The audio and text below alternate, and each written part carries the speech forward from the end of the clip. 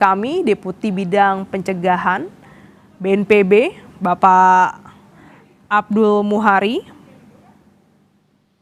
Selamat pagi, Bapak, terkait dengan gempa magnitudo 7,7 yang mengguncang NTT. Informasi terkini, adakah korban jiwa ataupun korban luka? Selamat pagi Mbak Glenis. Jadi hingga pagi ini kami masih secara intensif berkoordinasi dengan BPBD Kabupaten Sika, di Maumere, Ngada dan ND, serta juga di kawasan Taman Nasional Takabonerate. Ada beberapa hal yang perlu kami sampaikan.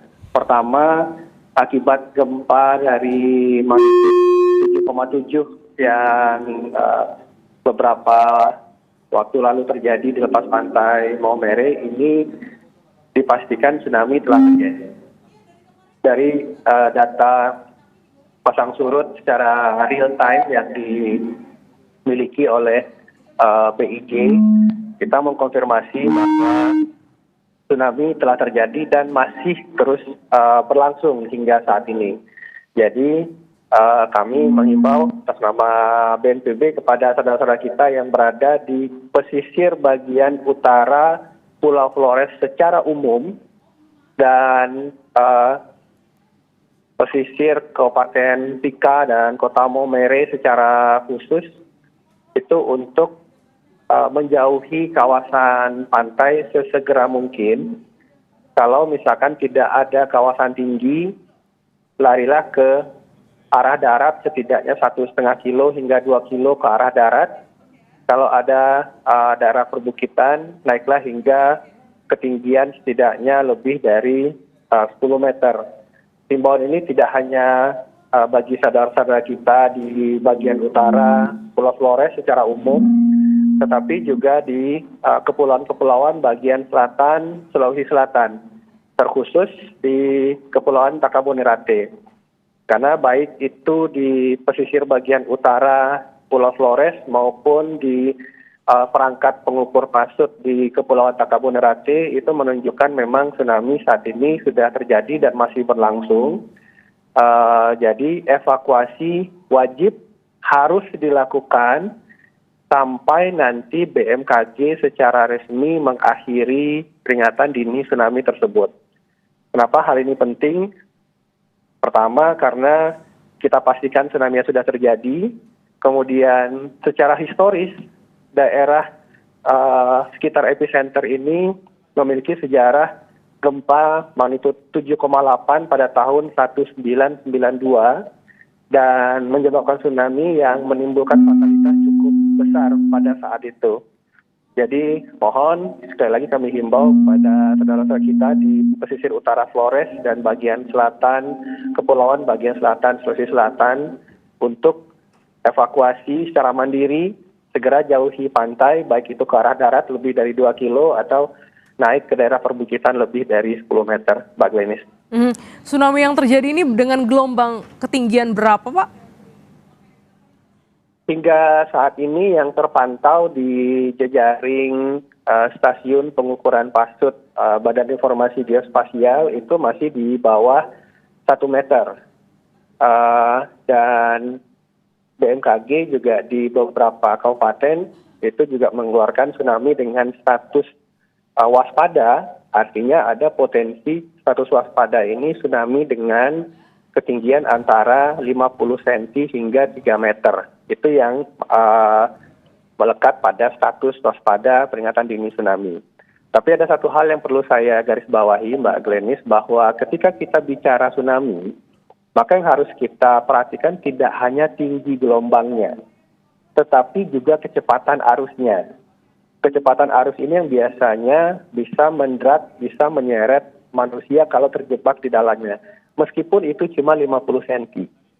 Jadi apapun statusnya, baik itu siaga, waspada, apalagi kalau ada yang awas nanti, masyarakat menyingkir dari kawasan pesisir minimal 1,5 kilo ke arah darat atau minimal 10 meter ke arah perbukitan, Mbak Glenny. Sejumlah warga di ND maupun Manggarai masih merasakan gempa susulan Pak hingga pagi hari ini. Bagaimana update-nya? Apakah ini intensitasnya menurun atau seperti apa? Mengingat tsunami masih terjadi hingga saat ini. Ya, untuk gempa susulan, memang BMKG mencatat terjadi beberapa gempa susulan yang cukup signifikan. Kalau gempa utama itu magnitudo 7,7, kami mendapat informasi dari BMKG, ada gempa susulan pertama magnitudo 6,2, kemudian berikutnya ada magnitudo 5,5, kemudian gempa susulan ketiga naik kembali ke magnitudo 6,2, turun ke 5,6, dan seterusnya. Artinya fluktuasi gempa susulan ini masih sangat signifikan karena kalau kita bicara magnitudo 6,5 di kedalaman kurang dari 15 kilo, itu pasti guncangannya akan sangat terasa ke arah darat.